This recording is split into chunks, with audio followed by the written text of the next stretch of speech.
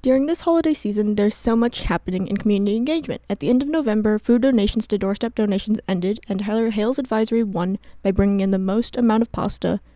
As celebration, Maria MacGyver made a special pasta and Italian lunch wherein the students in community engagement helped to serve the lovely lunch and celebrate bringing in 1,972 pounds of food across the entire school for neighborhood house and doorstep donations. As well, the upper school brought in 668 of those pounds of food, helping to stock the shelves at neighborhood house. Transitioning into our winter break, community engagement is beginning the season of light giving with the help of the Christianity and social justice classes, stagecraft, and color design and collaborate. The season of light giving in the upper school will focus on teens in foster care, with students, staff, and faculty being able to participate in a variety of ways. Students will be able to go into the Center for Community and Collaboration during open blocks or lunch periods from now until the 16th of December and be able to make, teach, and create items for foster teens. This includes sewing small zipper pouches, which will be facilitated by some student leaders in Create, Design, Collaborate, and Stagecraft, as well as knitting some fingerless gloves with Julie Sinkink, making jewelry or beaded items, and or purchasing any of the items on the following list. Additionally, the Christianity and Social Justice classes recently hosted Department of Human Services case manager and former OES student Carissa Ponting, and you're going to be able to hear from her in a few moments to hear and learn about the challenges that the Portland area teens are experiencing in the foster care system and why it's so important to give and help during the season of light giving. Sure. I'm Carissa Ponting, and I'm the teen supervisor of DHS and D2 at the East Branch. So I supervise about 10 caseworkers. These caseworkers hold cases of teens that are in the foster care system. And we provide services to these teens and their families to help try and reunify them. Debbie Schaffler was my teacher about 25 years ago and is now a volunteer in my unit.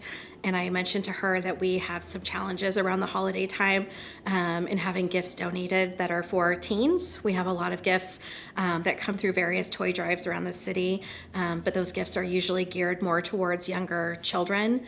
And I suggested or asked Debbie if she thought there may be a way to connect my unit of teens in the foster care system with OES. I was a student here a long time ago and remembered bringing in gifts for donations, and was hopeful that there may be some way to support my unit through a gift drive.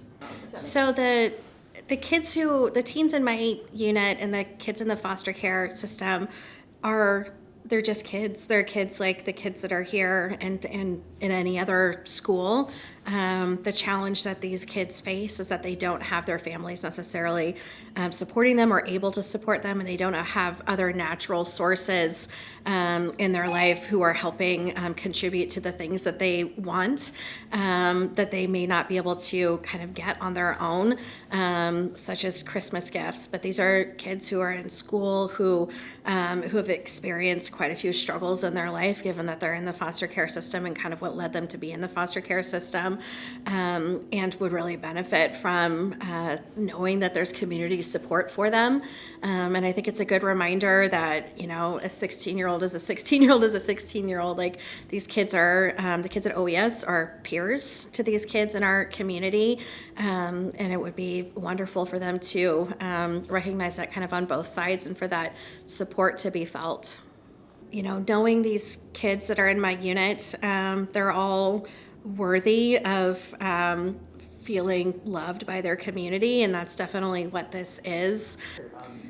So in terms of material donations, our biggest drives are around the holiday time, but we have kids that are in our custody that we have on their birthdays and around Easter and around graduations and around other events in their lives where gifts would typically be given, and we don't have a lot of support around those times in their life. And so there's definitely a need for this kind of support throughout the year.